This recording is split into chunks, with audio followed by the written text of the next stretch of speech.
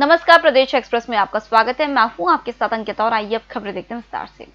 प्रदेश में भूमाफियाओं के खिलाफ कार्रवाई के बाद अब शिवराज सरकार नशे के सौदागरों के खिलाफ कार्रवाई के मूड में है। प्रदेश में ड्रग्स माफियाओं के खिलाफ अभियान चलाने को लेकर मुख्यमंत्री शिवराज सिंह चौहान के निवास पर बैठक हुई। इसमें सूखे जहर का कारोबार करने वाले माफियाओं को खत्म करने के संबंध में रणनीति बनाई गई।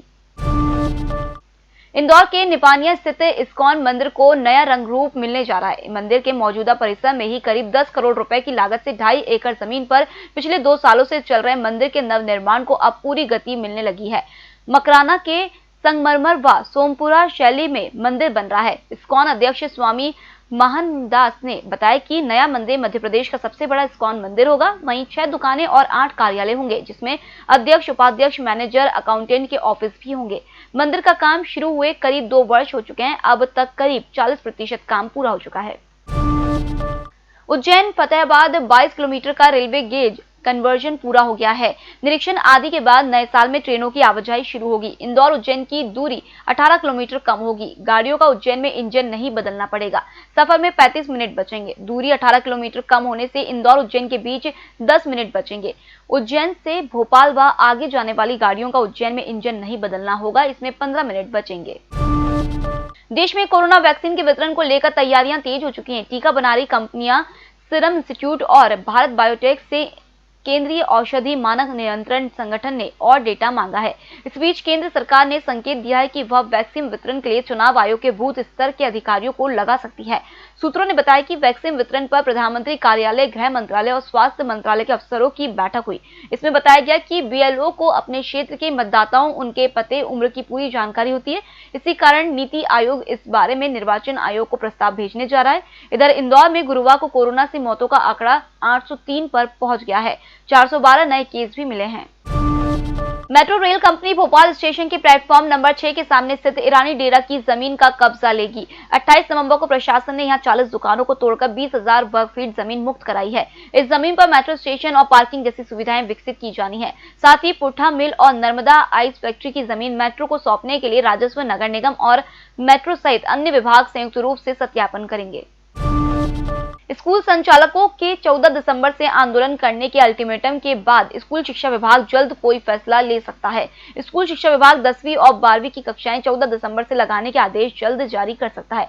9वीं और 11वीं की कक्षाएं हफ्ते में 1 या 2 दिन लगाने की भी तैयारी है।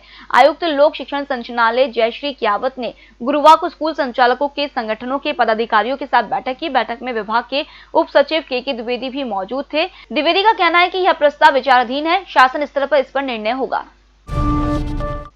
अरब सागर से आ रही नमी के कारण गुरुवार सुबह से बादल छा गए थे। इसके कारण ज्यादा तीखी धूप नहीं चटक सकी। मौसम वैज्ञानिकों के मुताबिक यह बादल 3000 मीटर ऊंचाई के थे। ये मीडियम क्लाउड कहलाते हैं। मौसम विज्ञान में इन बादलों को अल्ट्रोकुमुलस बादल कहा जाता है। शुक्रवार को शहर में हल्की बूंदाबांदी हो रही है। वरिष्ठ मौसम वैज्ञानिक GD मिश्रा के मुताबिक सुबह के वक्त नमी 81% रही। शाम के वक्त भी नमी 50% रही। बुधवार के मुकाबले दिन के तापमान में 0.8 डिग्री की गिरावट दर्ज की गई थी। रात का तापमान 0.4 डिग्री की बढ़ोतरी के साथ 14.6 डिग्री पर पहुंच गया।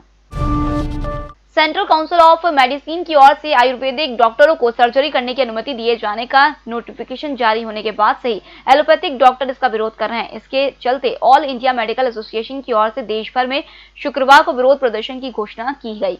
एलोपैथिक डॉक्टर शुक्रवार को सुबह 6 बजे से शाम 6 बजे तक प्राइवेट हॉस्पिटल और अपने क्लिनिक बंद करने का निर्णय लिया गया है।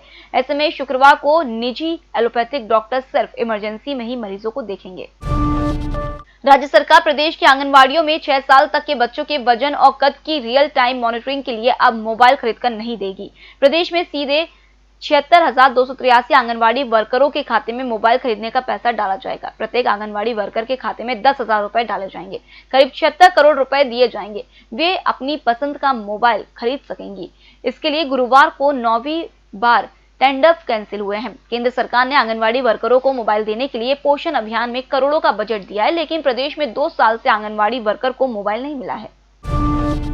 जायरीन ने हज के लिए राहत भरी खबर है। हज यात्रा आवेदन करने की तारीख 1 माह बढ़ा दी गई है। अब इच्छुक लोग 10 जनवरी तक फॉर्म जमा कर सकेंगे। पहले अंतिम तारीख 10 दिसंबर तय थी। फॉर्म जमा होने के बाद कुर्रा निकाला जाएगा। इसके बाद यात्रा किराया जमा करने की प्रक्रिया शुरू होगी। मध्य प्रदेश से जाने वाली प्रति हज यात्रा का खर्च 2,90,000 रुपए आंका गया है। हज कमेटी ऑफ इंडिया ने स्पष्ट किया, हज यात्रा फॉर्म ऑनलाइन ही स्वीकार किए जाएंगे। अभी तक मध्य प्रदेश से 2,076 लोगों ने ही हज यात्रा के लिए आवेदन किए। इनमें 1,019 महिलाएं भी शामिल हैं। फिलहाल इस बुलेटिन में इतना ही। आप बने रहिए EMS टीवी के साथ। नमस्कार।